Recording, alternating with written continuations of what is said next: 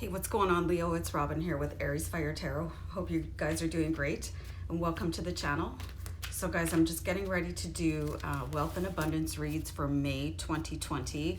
And if many of you are return viewers, you know that I just have zero game for intro, so I like to get right into the reading.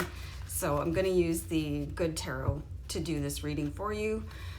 So anyway, I'm just gonna get right into it because I just have, no small talk. So anyway, let me know, guys, what you think of the reading. And trust me, I'm a far better reader than I am a talk show host. I think I've said that before, but it always applies. So yeah, definitely leave a comment and remember to subscribe to the channel, guys. So I just dropped a card, so let me just go retrieve that. And that's going to be the first card for your reading, which is going to look at your financial challenge. So this is kind of an interesting card. This is the Hanged Man. So is there something that you could possibly be looking at in a different way? Like maybe you had an opportunity come in and you were like, no, I don't think that's for me. Maybe you want to have a second look at it.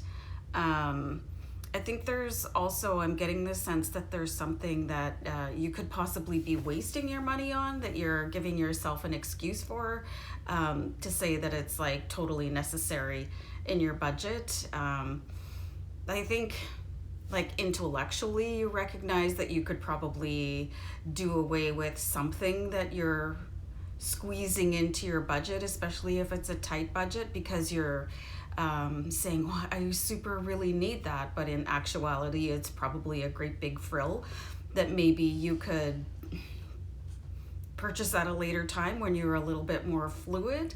So I'm seeing where you could probably tighten things up in your finances, and I really think that everybody deserves nice things, but you know, sometimes your expenditures have to actually match your income. So, and that's called a profit and loss statement.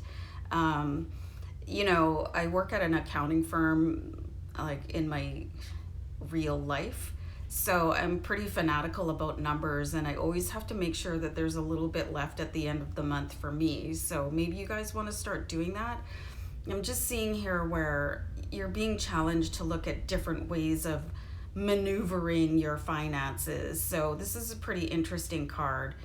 When you see the Hangman, he's upside down, and he does that intentionally because there is something that needs to be seen with a different kind of clarity, you know, so give it a shot. So the next card we're going to look at is your financial strengths, which is going to be awesome. So we've got the Four of Water here. So, you know, this card talks about, you know, not missing opportunities. So you're really being asked to look at things in a different way here. And I've got this like Oompa Loompa vibe going on with the shadows. So yeah, I mean, is there something that you're not paying attention to, you guys? Like the Four of Water, it talks about missing an opportunity. So your financial strength is going to come in to really sharpen up your perception and what you see around you.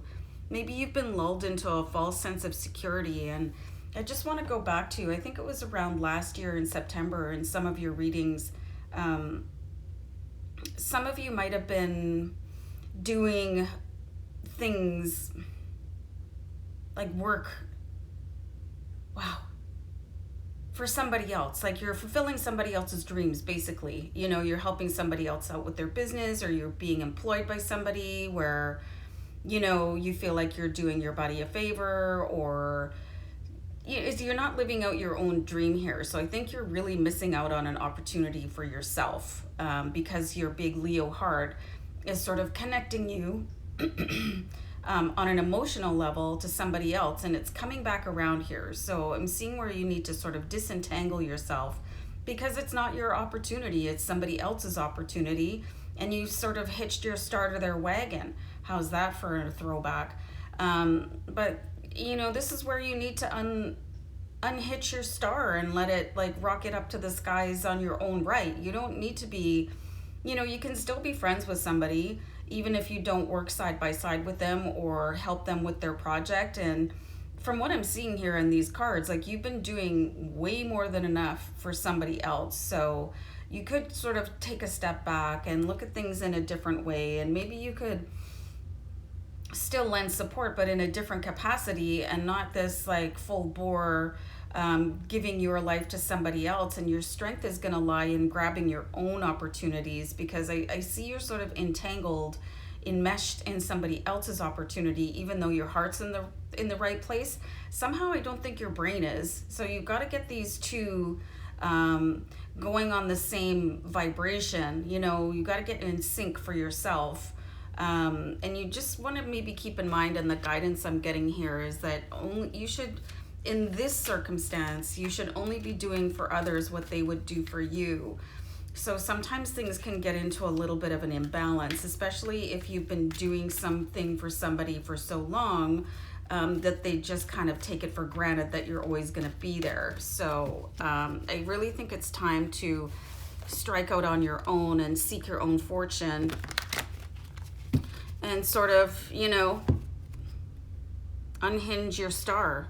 So the third card I'm going to look at, it says, where will I find my abundance? And this is absolutely a brilliant card, and I think it says so much because it's the Queen of Earth. And the Queen of Earth is very focused on her own goals. So this is going to be like, once you decide to prioritize yourself in your financial realm, things are going to start happening for you like huge. And the Queen of Earth, she's so goal oriented. She sees what she wants for herself, and it's like, you know, a laser focus of where she wants to go. So this energy is going to be available to you in May. So it's going to start with maybe feeling a little bit, you know, discomfort where you are, and seeing all these opportunities come around you like bubbles that you could almost sort of like grab out of the air. And it could possibly happen for you. It's like, okay, well, here it comes, and you know, I really want to take advantage of this, but what about, you know, helping somebody else with their own dream? People's dreams are their own business, right? So it's time to focus on your own dream here, Leo, and really like set your sights on where you want to be for your future with the Queen of Earth. If you really want to get an in-depth look at exactly how the Queen of Earth operates, like I just encourage you to go like type it in, right? Meaning of the Queen of Earth, Queen of Pentacles, Queen of Coins. Like, and she just stays on the treadmill and looks straight ahead for herself. And like I said before, you don't have to cut people off, but you could potentially like just sort of minimize your contribution to making somebody else's dreams work, and look at the reason why you're allowing that to happen.